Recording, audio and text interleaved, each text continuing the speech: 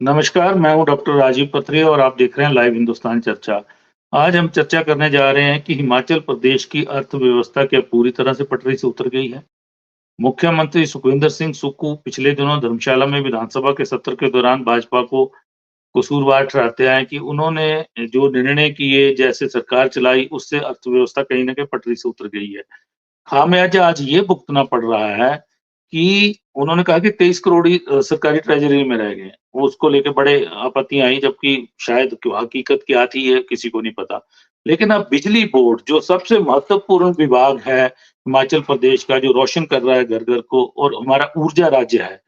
पहली बार 52 वर्षों में पहली बार बिजली बोर्ड के 16,000 कर्मचारियों, 29,000 पेंशनरों को इस बार वेतन नहीं मिला है। दिसंबर माह का वेतन उनको अभी तक नहीं मिला है। रोज़ाना बिजली बोर्ड के मुख्यालय पे दोपहर को नारेबाज़ी हो रही है।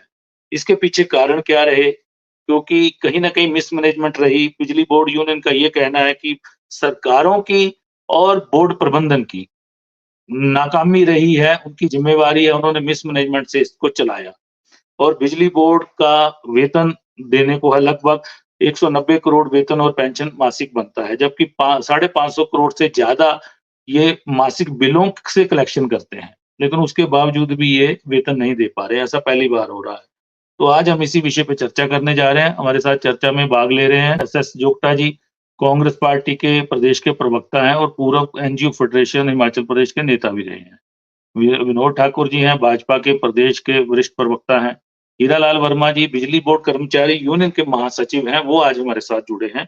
क्योंकि मामला ये बहुत बड़ा है, बिजली बोर्ड का है, आर्थिक बदहाली का पहला उदाहरण बिजली बोर्ड से सरकार का सामने आया है। तो मैं वर्मा जी से जानना चाहूँगा, वर्मा जी ये बिजली बोर्ड की आखिर पोज़ीशन क्या है और ये क्या-क्या करने ऐसा इन्होंने किया कि आज वेतन और पेंशन देने के लाले पड़ गए हैं? जी, वर्मा जी। सभी दर्शकों को नमस्कार। डॉक्टर साहब, आपके इस चर्चा में हमारे दोनों जो बड़ी राष्ट्रीय पार्टी हैं उनके लोग भी जुड़े हैं और मुझे लग रहा है जो पब्लिक सेक्टर है उसमें जो राष्ट्रीय स्तर पे या राज्य स्तर पे सरकारें रहती हैं उनका एक अहम रोल रहता है और जो हम चर्चा कर रहे हैं और वो चिंतन करें ताकि ये पब्लिक सेक्टर जहां-जहां है ताकि ये बेहतर सेवाएं प्रदेश की जनता को दे सके। आज जो बिजली बोर्ड के परिप्रेक्ष्य में मुझे कहना है, आज 1971 में सितंबर 1971 में बिजली बोर्ड का गठन हुआ और सितंबर के बाद 52 साल हो गए और 52 साल में कभी भी ऐसी परिस्थिति नहीं बिजली बोर्ड में आई कि कर्मचारियों की पेंशन या तनख्वाहें रोकी गई। और आज इतिहास में पहली बार हुआ जब बिजली बोर्ड के कर्मचारी, अब पहली होगी, आज तो 4 तारीख होगी, पिछले 4 दिनों से कर्मचारियों को पेंशन और सैलरी नहीं मिल पाई है। इसके पीछे वैसे तो जितने कर भी राष्ट्रीय स्तर पे जितने कर भी वितरण कंपनियां, डिस्ट्रीब्यूशन कंपनियां पावर सेक्टर में काम कर रही है, उसके कारण तो बहुत सारे हैं जो उनके बदहाली के कारण है। लेकिन मुख्य तौर पे जो हिमाचल के परिप्रेक्ष्य में मैं कहना चाहूंगा, कारण तो है ही है जो राष्ट्रीय स्तर पे है, लेकिन हिमाचल के परिप्रेक्ष्य में मैं कहना चाहूंगा, हिमाचल प्रदेश में जो अभी जो झटका है बिजली बोर्ड को कर्मचारियों और पेंशनर्स को लगा है, ये फ्री का झटका लगा है और फ्री की बिजली का झटका लगा है। हम डॉक्टर साहब जी। आपसे पिछली सरकार में भी जुड़े थे और तब 125 रुपए फ्री शुरू हुआ और सारी चीजें उस टाइम शुरू हुई, तब भी हमने इस चीज का विरोध किया कि आज जो राज्य सरकारें हैं उनकी आर्थिक स्थिति ठीक नहीं है, इस करके जो रोल बैक सब्सिडी होती है वो राज्य सरकारें रोल बैक समय पे नहीं कर पाती, जिस करके जो डिस्कॉम है, जो डिस्ट्रीब्यूशन कंपनी है, बिजली बोर्ड है, उनको बैंकों से या दूसरे दूसरे फाइनेंशियल इंस्टीट्यूशन है उनसे पैसा उठाना पड़ता है और उस पे भारी इंटरेस्ट पे पैसा उठाना पड़ता है और उस करके वो जो इंटरेस्ट होता है उस पे वो डेफिसिट पे जुड़ता है और वर्किंग कैपिटल का क्राइसिस आता है। आज भी हम मोटे तौर पे कहें जो बिजली बोर्ड में आज जो स्थिति आई है, अभी जो रोल बैक इस महीने क्या जो पिछले 3 क्वार्टरों लास्ट क्वार्टर का जो रोल बैक राज्य सरकार ने करना था फ्री सब्सिडी का 125 रुपए यूनिट का, वो लगभग 280 रुपए बनता है। जो रोल बैक राज्य सरकार को बिजली बोर्ड को सब्सिडी का 280 देना होता करोड़। है, हाँ, 280 करोड़ बनता है, 280 90 करोड़ बनता है औसतन। और उसको जो शर्तें हैं, जो रेगुलेटरी की शर्त भी है, उसमें ये तय है कि जो क्वार्टर है, वो क्वार्टर के पहले महीने में आपको डिस्कॉम को जो वितरण कंपनियां उनकी उसकी पेमेंट करनी होती है। मेरे कहने का मतलब अक्टूबर महीने में इसकी जो पेमेंट है बिजली बोर्ड को ड्यू थी, लेकिन वो अभी तक पैसा बिजली बोर्ड को नहीं आ पाया, जिस करके जो अभी विंटर में जो हमारी दिक्कत ये भी रहती है कि विंटर में हिमाचल प्रदेश में बिजली की डिमांड ज्यादा रहती है, जनरेशन कम रहती है। इस करके जो हम बिजली खरीद ज्यादा करते हैं, लगभग वो 400 करोड़ के करीब में हर माह हम बिजली खरीदते हैं, तो वो एक क्राइसिस और इसको एग्रावेट कर गया, जिस करके आज जो बिजली बोर्ड के कर्मचारी हैं, पेंशनर्स हैं, उनको पेंशन और वेतन नहीं मिल पाया। और इस कॉन्टेक्स्ट में मैं ये भी कहना चाहूंगा, ये ठीक है पिछली सरकार ने 125 रुपए फ्री यूनिट की बात कही है, लेकिन वर्तमान सरकार 300 यूनिट की बात कर रही है। हम हमारा तो मानना ये है, दोनों जो बड़े राजनीतिक दल है यहाँ चर्चा में भाग ले रहे हैं, आप देखेंगे अगर आज जो बिजली बोर्ड है इससे लगभग हमारा 50,000 कर्मचारी पेंशनर जुड़ा हुआ है, हम कह सकते हैं कि 50,000 परिवार जुड़े हुए हैं। इसके साथ साथ जो लगभग 26 लाख कंज्यूमर्स है स्टेट के, जिनको एक बेहतर से हिमाचल प्रदेश का जैसा राज्य है जहां बिना बाधा के 24 घंटे बिजली मुहैया कराई जा रही है और सस्ती दरों पर कराई जा रही है। अगर ये ढांचा, इतना बड़ा ढांचा ढह गया, सबसे पहला इसमें जो हमारे कर्मचारी पेंशनर्स हैं उनके घरों के चूल्हे बंद हो जाएंगे। इसके साथ साथ जो प्रदेश की जनता है जिनको आप आज बेहतर सेवाएं सरकारें दे रही है पब्लिक सेक्टर के माध्यम से, वो भी पूरी तरह से इससे प्रभावित होंगे। और आप बाकी तो आपको पता है, अगर निजी हाथों में डिस्कॉम गया, बाकी स्टेटों में जहां आपके डिस्ट्रीब्यूशन कंपनियां निजी हाथों में, वहां किस तरह से दिल्ली का उदाहरण है, स्मार्ट मीटरिंग, वहां जो मीटरिंग किस तरीके से हुई है, तो अगर ये निजी हाथों में गया तो सबसे बड़ा खामियाजा इसका जो प्रदेश की जनता है उनको भुगतना पड़ेगा, प्रदेश के उपभोक्ताओं को भुगतना पड़ेगा। इस करके मुझे उम्मीद है जो दोनों राजनीतिक दल है, जो जहां जहां इस आज जो बिजली बोर्ड में दिक्कत आई है, वो जो पॉलिसीज हैं जिन करके दिक्कत आई है उनको अनडू करे और आगे क्या करना है ताकि इस जो हमारा संस्थान है इसको बचाया जा सके, प्रदेश की जनता को बेहतर सेवाएं रखी जा सके, उस दिशा में कोई कदम उठाए। जी, आपने अभी वर्मा जी जिक्र किया स्मार्ट मीटर का, बाकी प्रदेशों में कई जगह ये चीज चली है और वहां पे कई दिक्कतें आ रही हैं। तो हमारी सरकार भी इस तरफ बढ़ चुकी है, काफी हद तक बढ़ चुकी है, और ये हिमाचल में कब तक स्मार्ट मीटर लग जाएंगे और इसका क्या इम्पैक्ट रहेगा? जी वर्मा जी। इसमें डॉक्टर साहब जो एक्चुअल में स्मार्ट मीटरिंग है, स्मार्ट मीटरिंग का हिमाचल प्रदेश में काफी एडवांस स्टेज पे है। इसका लगभग जो टेंडरिंग है, एक बार टेंडर रद्द किया गया, फिर दोबारा से टेंडरिंग की गई। इसमें 2 कंपनियां क्वालिफाई की है, एक के पास 2 जोन है और एक के पास 1 जोन रहेगा। और लगभग 3100 करोड़ का जो उसमें स्मार्ट मीटरिंग के थ्रू जो उनकी कोटेशन आई है, 3100 करोड़ की आई है। और आज जो इसके जो डीपीआर है, जो गवर्नमेंट ऑफ इंडिया से अप्रूव हुई है, वो मात्र 1700 करोड़ की है, और जिसमें मात्र 400 करोड़ की ग्रांट है। और ग्रांट भी तब है अगर आप स्मार्ट मीटर को प्रीपेड पे लाएं, डेमोस्ट्रेट करेंगे, प्रीपेड पे लाएंगे तभी वो ग्रांट मिलेगी। अन्यथा जो आज जो 3100 करोड़ है, 3100 करोड़ का बहन या तो प्रदेश की जनता को करना पड़ेगा, या तो प्रदेश की सरकार को करना पड़ेगा, या बिजली बोर्ड को करना पड़ेगा। बिजली बोर्ड और सरकार इस स्थिति में नहीं है, इस करके जो प्रदेश की जनता है उनको सीधा सीधा 3100 करोड़ का आपका सीधा नीचे बोझ पड़ेगा। वो भी ऐसी स्थिति में जब आपके आज बिजली सेक्टर में आपकी ये स्थिति है, तो ऐसे में स्मार्ट मीटर क्यों जा रहे हैं, ये अपने में बहुत बड़ा प्रश्न चिन्ह है। लेकिन इसके पीछे डॉक्टर साहब एक बात मैं कहना चाहूंगा, आज जो स्टेटों की स्थिति है, नो डाउट आपका इसका चिंतन का विषय भी आज यही है कि जो स्टेट की बदहाली के कारण है और उसका इम्पैक्ट स्टेट के पब्लिक सेक्टर पे पड़ेगा। मैं ये भी कहना चाहूंगा जो वर्तमान सरकार है उसकी भी नीतियां गलत रही है। और नीतियां क्या गलत रही है, पिछली सरकार ने, जो पिछली सरकार रही है, राजनीतिक दल रहा है, उसने गलतियां की, उसने 125 किया, बहुत सारे दफ्तर खोले। लेकिन वर्तमान सरकार ने क्या किया, 125 की जगह 300 कर दिया, और उन्होंने पुराने दफ्तर बंद कर दिए, नए दफ्तर। अभी तो वर्मा जी किया ही नहीं है, उस गारंटी को तो छेड़ा ही नहीं है 300 वाली को। अभी तो वर्तमान सरकार ने औद्योगिक बिजली की दरें भी बढ़ाई हैं, तब भी बिजली बोर्ड का ये हाल है। जी हाँ, मैं बोल रहा हूँ गारंटी तो है, और जो उन्होंने एक मैनिफेस्टो में बात कही है, करना है उन्होंने। हाँ करना है, और साथ में नए दफ्तर खोल दिए, नए दफ्तर भी खोल दिए। तो ये जो आज दिक्कत है, ये सबसे बड़ी दिक्कत। और मुझे लग रहा है अभी जो गवर्नमेंट ऑफ इंडिया ने जो स्टेट के जो बदहाली के कारण है, जो इनकी आर्थिक स्थिति है, उसका फायदा उठाने के लिए स्मार्ट मीटरिंग को एक हथियार के रूप में यूज किया है। राज्य सरकार को कहा है कि आपकी जो बोरिंग लिमिट है उसमें 0.5% हम बढ़ा देंगे अगर आप स्मार्ट मीटरिंग करेंगे। और बिजली बोर्ड को कहा है कि अगर स्मार्ट मीटरिंग करेंगे तभी आपको इंफ्रास्ट्रक्चर पे हम आपको पैसा देंगे। तो कहीं ना कहीं जो केंद्र सरकार है, जो उसकी नीतियां हैं पब्लिक सेक्टर को बेचने की, निजीकरण की ओर ले जाने की, उन नीतियों का आज प्रदेश सरकार, पिछली सरकार ने एग्रीमेंट किया है दबाव में आकर के, और आज बिजली बोर्ड उसका खामियाजा भुगत रहा है।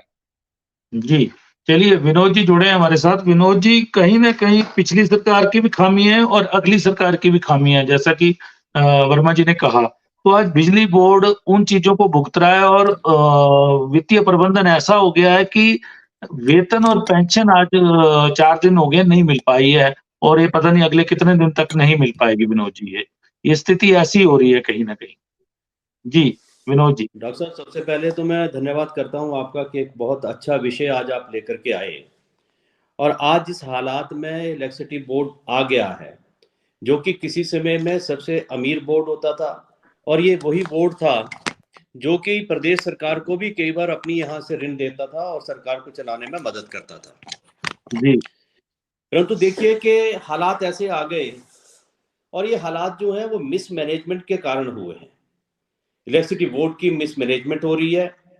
सबसे बड़ी बात यह है कि फ्रीबीज में जो दिया जाना चाहिए, चाहे वो 300 यूनिट बिजली की बात हो, और झूठी गारंटियां जो हैं वो ही इस मिसमैनेजमेंट का कारण बन रही हैं।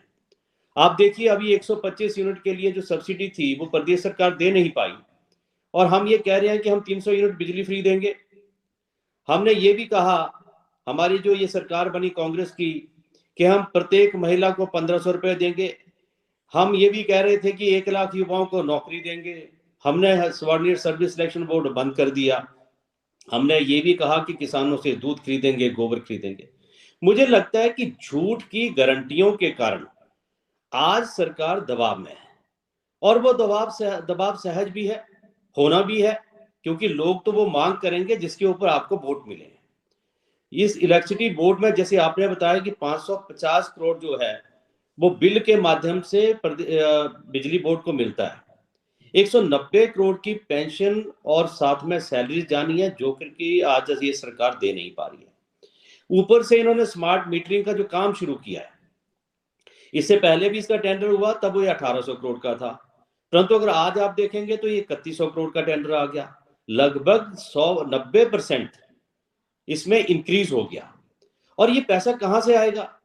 या तो बिजली बोर्ड को लोन लेना पड़ेगा, या फिर जो कंज्यूमर है, जिसको हम कह रहे थे हमारी जो ये सरकार बनी कि महंगाई की मार से हम निजात दिलाएंगे, आज महंगाई उससे ऊपर बढ़ रही है।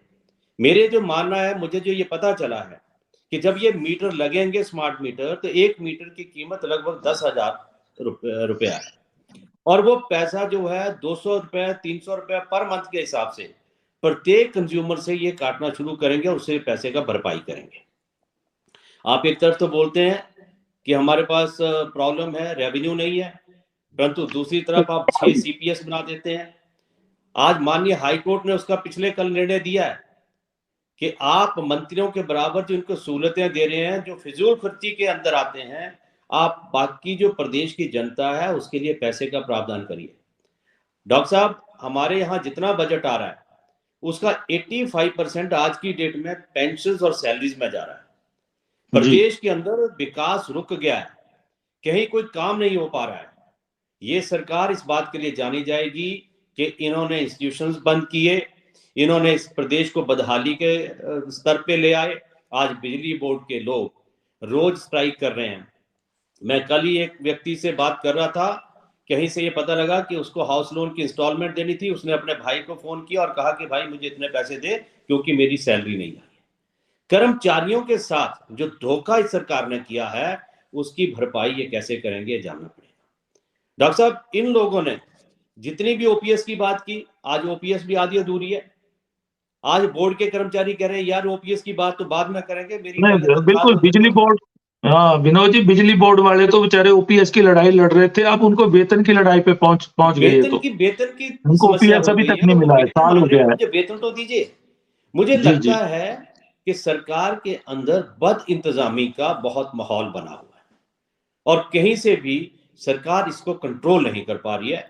आप देखेंगे तो इंडस्ट्रीज, जितनी भी हमारी इंडस्ट्रीज हैं, आज बाहर जा रही हैं। आप बद्दी जाकर के देखिए, बहुत बड़े बड़े यूनिट जो हैं वो किसी दूसरे प्रदेशों में चले गए, क्योंकि इनको ईज ऑफ बिजनेस जो है वो हिमाचल प्रदेश में नहीं मिल रहा है। हमारा बच्चा बेरोजगार हो रहा है, हमारा नौजवान बेरोजगार हो रहा है। इन सब चीजों पे सरकार को सोचने का कार्य करना चाहिए, और इसके ऊपर कैसे हम रोजगार दे सकते हैं, कैसे जो आपने 10 मेन गारंटियां दी हैं उनको कैसे पूरा करेंगे। हम ओपीएस की बात कर रहे हैं, परंतु हमारे पास तो सैलरी देने के लिए पैसे नहीं है। तो मुझे लगता है कि बद इंतजामी, बदहाली का माहौल पूरे प्रदेश में बन गया है। जी। और इसके लिए कहीं न कहीं शुरुआत तो आपकी सरकार ने भी दबाव में आके की थी इसकी, 125 यूनिट का जो किया, आज खामियाजा उसी के कारण जो वर्मा जी ने गिनाया कि 280 करोड़ रुपया, क्योंकि सरकारी खजाना खाली है, मुख्यमंत्री जी बार-बार कह रहे हैं, और 280 करोड़ की सब्सिडी दी नहीं जा रही जो देनी है बिजली बोर्ड को, वो डॉक्टर देते साहब, तब वेतन रिलीज़ होता है इनका कहीं न कहीं। मेरे को लगता है कि डॉक्टर साहब शुरुआत आपने की, ये आगे बढ़ना चाह रहे हैं, अब तब तक तो फिर बोर्ड बंद ही हो जाएगा लगता है। डॉक्टर साहब, मेरा कहना यह है कि भाजपा ने हमेशा चादर देख करके पैर पसारे। सरकारें जब भी बनती हैं वो लोक हित के लिए बनती हैं, जनता के हित के लिए बनती हैं। हमने जब जब भी कोई बात रखी उसको पूरा भी किया।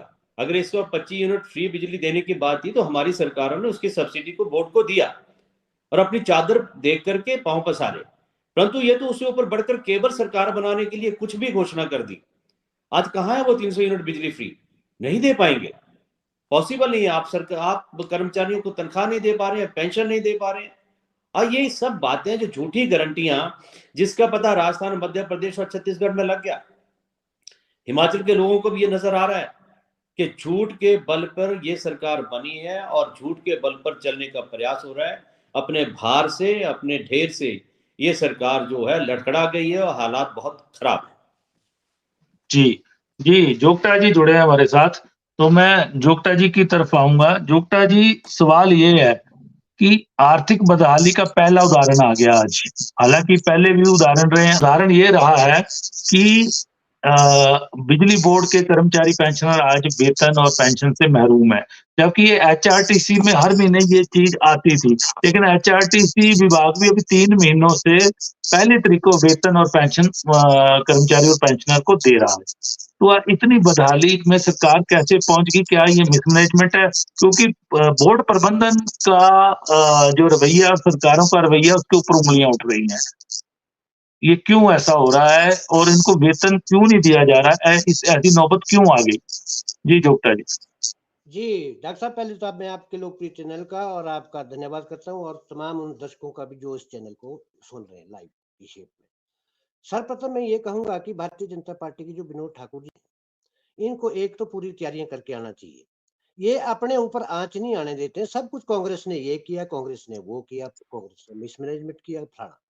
अपनी जो भारत सरकार का जो जयराम जी ने एमओयू साइन किया था पिछली सरकार में इनके होते हुए, उसमें जो खामियां पाई गई हैं, जो देखी गई हैं, पब्लिक को पता नहीं है उस खामियों के बारे में। चुपचाप एमओयू साइन करके और बिजली बोर्ड को मतलब एट स्टेक जो है इन्होंने लगवा दिया है।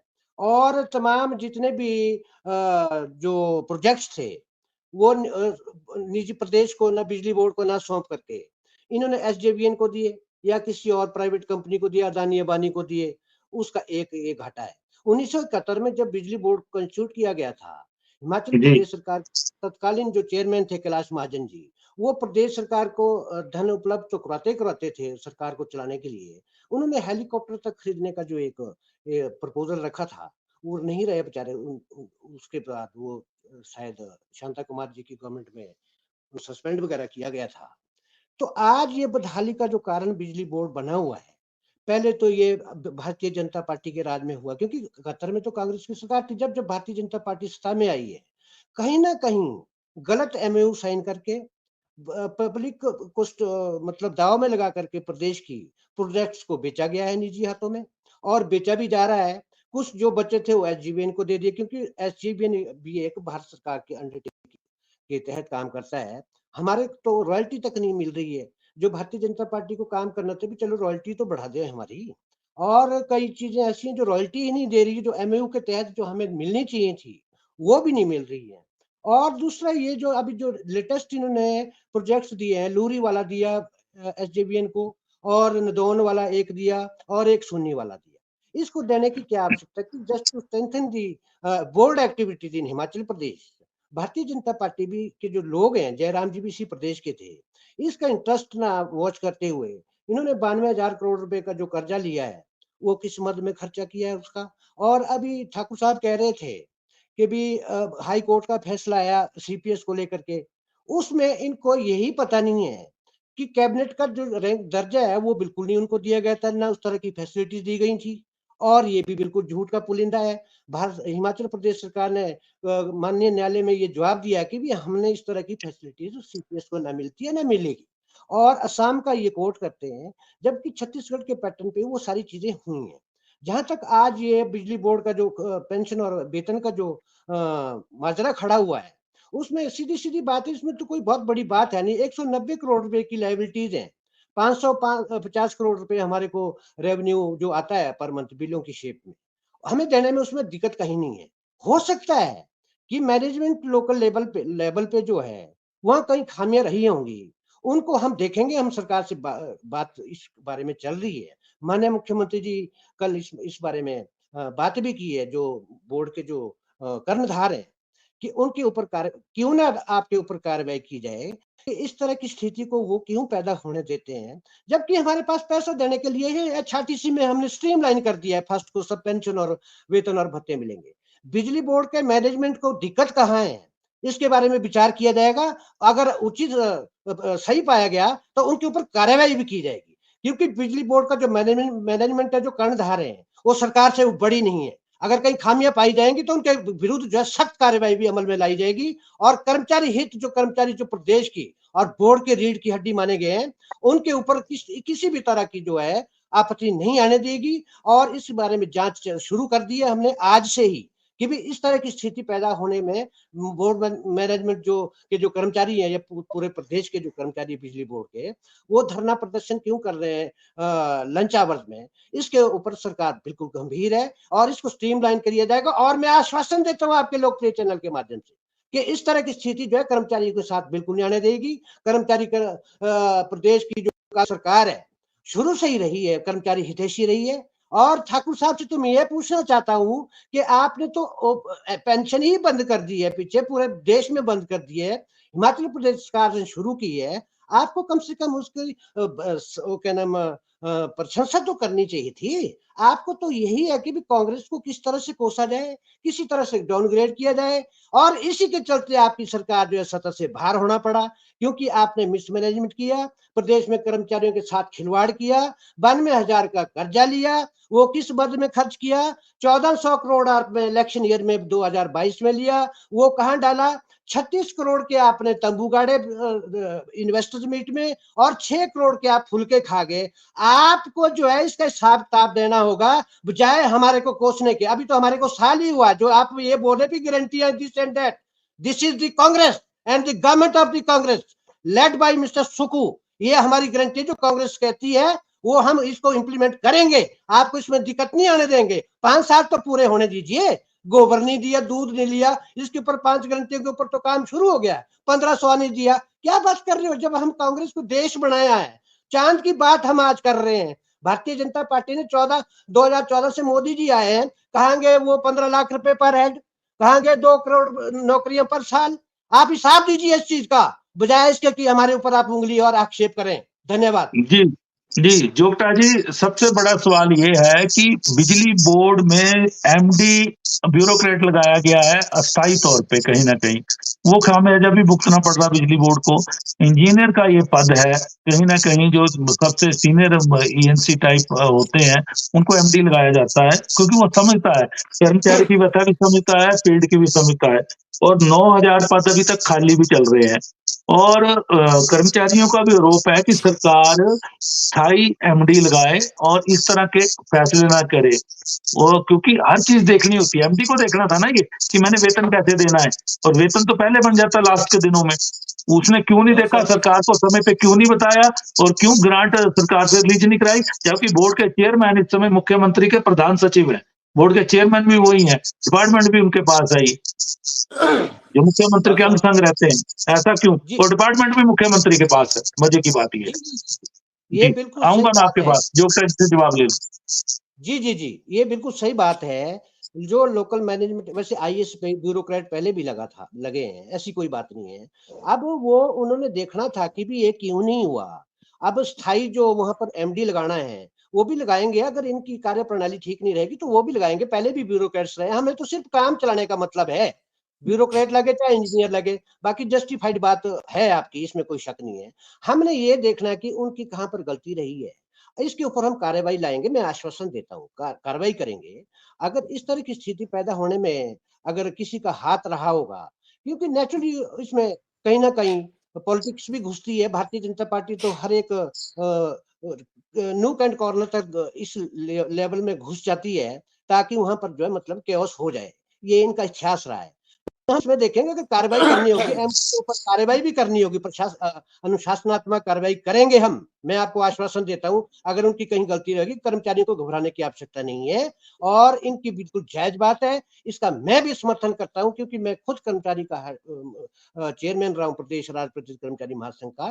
कर्मचारी रीढ़ की हड्डी होती है सरकार की, और रीढ़ की हड्डी को प्रदेश के जो कार्य प्रणाली है और जो डिसीजन है उनको इम्प्लीमेंट प्रदेश के कर्मचारी ही करते हैं, क्योंकि फील्ड लेवल तक, ग्राउंड लेवल तक कर्मचारी ही होते हैं। तो इन तमाम चीजों को लेकर के मैं तो यही कहूंगा कि उनके जो ड्यूज हैं वो भी मिलने चाहिए। अभी जो स्केल 2016 का जो हमें मिलना था, वो तत्कालीन सरकार जो जयराम जी की थी, उन्होंने एक पैसा भी नहीं दिया, सिर्फ 20-30 हजार को छोड़ करके वो सारी लायबिलिटीज हमारे ऊपर आ गई है। और अभी तक जो हमारे को आपदा, और ये सब कुछ सुदृढ़ हो जाना था, स्ट्रांग हो जाना था, मजबूत ढांचा बन जाना था कर्मचारियों के जो ड्यूज थे। अभी बीच में आपदा आ गई, ऐतिहासिक आपदा आई है, भारतीय जनता पार्टी ने तो हमारे को सपोर्ट ही नहीं किया। अगर केंद्र से ये बोलते कि मदद आई, तो उसका कहाँ है कागज, कहाँ है? 633 करोड़ आए हैं, 12,000 से करोड़ से ऊपर ऊपर का मतलब हमारे ऊपर चलिए जो चलिए, वो तो केंद्र से आता रहेगा मसला।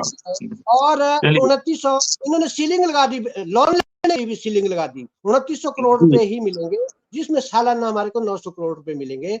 भारत सरकार की क्या नाम है, जो हमारे ऊपर पाबंदियां लगी हैं, बाइंडिंग्स लगी हैं, राहत मैनुअल के तहत भी हमारे को पैसा नहीं मिला अभी तक। बाकी तो आप छोड़िए, जो नियम के तहत हमें मिलना जी, था वो नहीं दिया। इसकी बात ये करें तब तो मैं मानूंगा, मैं इनका स्वागत करूंगा जब ये सारी चीजें हमारे को मुहैया करवा देंगे। मैं आपके लोकप्रिय चैनल के माध्यम से भाजपा का समर्थन करूंगा और धन्यवाद भी करूंगा। हीरालाल जी, अभी बिजली बोर्ड का कितना जो घाटा चल रहा है और कितनी देनदारियां हैं अभी जो खड़ी हैं इस समय?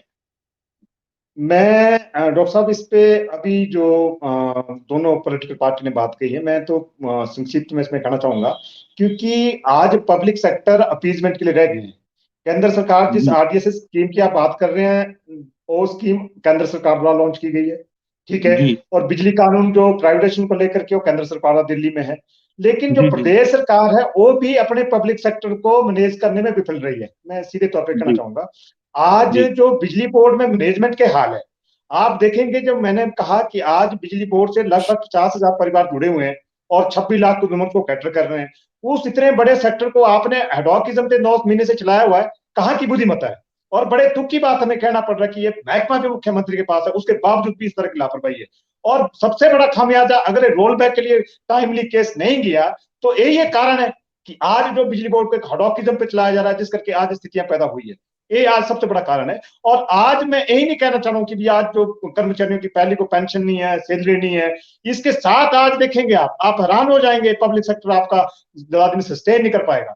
आज आपका जो संचित घाटा है, जो पिछले 22 में था, वो आपका 1800 करोड़ था।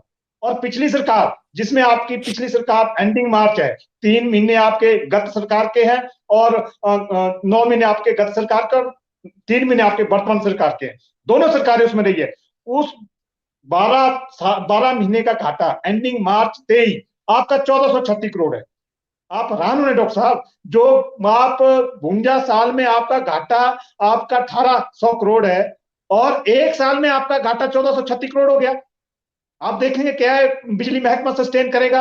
और इस महीने में इस साल के जो 3 क्वार्टर है उसमें भी यही ट्रेंड है। तो क्या है, सस्टेनेबिलिटी है इस बिजली बोर्ड की? तो आज मैं कहना चाहूंगा कि भी आज जो सरकारें आई हैं वो पब्लिक सेक्टर को एक अपीजमेंट के रूप में यूज करते रही है। पॉलिटिकल पार्टी जी, जो है, या तो उसको सत्ता की सीढ़ी यूज करते रहे आज, लेकिन इसका खामियाजा किसको भुगतना पड़ेगा? आज हमारे लोग चीख रहे हैं, तो कईयों उनके के जैसे परिवार विनोद जी और ने, पूरा प्रदेश भुगतेगा। हाँ डॉक्टर साहब बिल्कुल, मैं मैं विनोद जी ने कहा कि कईयों की ईएमआई है, आज मेरी भी ईएमआई है, मैं नहीं अपनी ईएमआई दे पाया, बहुत सारे लोग हैं। और बहुत सारे पेंशनर बेचारे बैंक के धक्के खा रहे हैं, क्योंकि वो बिल्कुल, राशन बिल्कुल। वाला पूछ रहा है, दूसरी चीजें हैं। तो ये जो स्थिति है आज, ये बड़ी गंभीर स्थिति है। और मैं ये कहना चाहूंगा कि आज अगर जिस दिशा में आज बिजली बोर्ड आगे बढ़ रहा है, तो आज ये जो 50,000 परिवार है, इनके घर के चूल्हे बंद हो जाएंगे और प्रदेश की जनता है, वो जो जियो धनाधन है उसका उदाहरण हो जाएगा और फ्री का एक बड़ा खामियाजा प्रदेश की जनता को भुगतना पड़ेगा। जो आज फ्री मिल रहा है तो एक दिन में आपको वही 10 रुपए या 12 रुपए के यूनिट के हिसाब से मिलेगा। तो मैं कहना चाहूंगा दोनों वरिष्ठ क्या है, हम बड़े राजनीतिक दल है और सत्ता में भी रहे हैं, सेंट्रल में भी और स्टेट में भी है, और आपका एक अहम योगदान रहता है पब्लिक सेक्टर को एक स्ट्रेंथन करने के लिए। मैं चाहूंगा जो आपकी पॉलिटिकल पार्टीज हैं उनमें इसका चिंतन करें, ताकि जो एक बहुत बड़ा पब्लिक सेक्टर है जो प्रदेश की जनता को बेहतर बिजली दे रहा है, ताकि ये जिंदा रह सके। जी विनोद जी। डॉक्टर साहब, मैं कहना चाह रहा था कि ये सरकार जो कर्मचारी हितैषी बनती है, ये केवल उनको वोट बैंक के रूप में यूज करती है। आप देखिए, आज पावर इंजीनियर्स में से एमडी लगता था, कोई इंजीनियरिंग ग्रेजुएट या इंजीनियर इन चीफ या डायरेक्टर जो थे वो लगते थे। आज इन्होंने आईएएस ऑफिसर को पिछले 9 महीने से एडहॉक बेसिस पे यहाँ पे एमडी बना के रखा है। उनके साथ पावर इंजीनियर्स के साथ धोखा हुआ, कर्मचारियों के साथ धोखा हुआ। बिजली बोर्ड लगातार घाटे में जा रहा है क्योंकि प्रबंधन सही तरीके से नहीं हो रहा। वहीं पे जो फ्री बिजली जयराम सरकार ने 125 यूनिट शुरू की थी, उसकी जो 280 करोड़ की पिछले महीने की सब्सिडी थी, उसका भुगतान सरकार ने नहीं किया और उस कारण संकट खड़ा हो गया कि आज एम्प्लॉइज और पेंशनर 4 तारीख तक उनको मिल नहीं पाई है, ना पेंशन मिला है ना वेतन मिला है, और गेट मीटिंग हो रही है, प्रदर्शन हो रहे हैं सरकार के खिलाफ और बोर्ड प्रबंधन के खिलाफ। और अब कांग्रेस सरकार का 300 यूनिट फ्री देने का वायदा, यानी कि 175 यूनिट उसमें और ऐड होनी है, तो इसके बाद तो बिजली बोर्ड का दिवालिया निकल जाएगा। वहीं स्मार्ट मीटर के टेंडर के चक्कर में सरकार बहुत बड़ा ऋण बिजली बोर्ड पे लेने जा रही है। उसके बाहर से बिजली बोर्ड इतना दब जाएगा कि उसका चलना मुश्किल हो जाएगा और फिर ये प्राइवेट हाथों में देने की जो एक प्रक्रिया है, जो एमओयू साइन पिछली सरकार ने किया है, उस प्रक्रिया को पंख जरूर लगेंगे, क्योंकि जब बेहाल हो जाएगी परिस्थिति तो सरकार हाथ खड़े करेगी और बोलेगी कि इसको निजी हाथों में बिजली का डिस्ट्रीब्यूशन और ये वो सारा कुछ दे दिया जाए। उस और सरकार कहीं ना कहीं बढ़ रही है, मुझे लगता है। तो आज हमने इसी विषय पे चर्चा की। 45,000 से ज्यादा कर्मचारी पेंशनरों का जो दर्द है वो आज झलक रहा है। सरकार की आर्थिक हालत खराब है, उसका उदाहरण अब मिल गया है और 4 दिन से पिछले आज 5वां दिन है, लगातार विरोध प्रदर्शन हो रहे हैं। तो आज हमने इसी विषय पे चर्चा की। आप सबने चर्चा में भाग लिया, मैं सबका धन्यवाद करता हूँ।